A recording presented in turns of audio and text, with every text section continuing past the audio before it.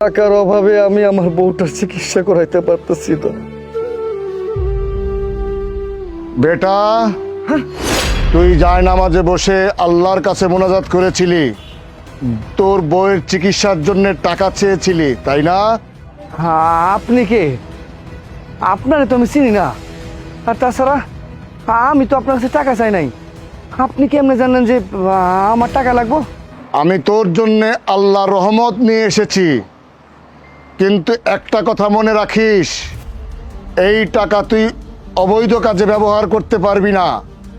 যে নিয়তে তুই আল্লাহর কাছে টাকা চেয়েছিলি, তুই সেই নিয়তে এই টাকা খরচ করবি, নিয়ত পরিবর্তন করতে পারবি না।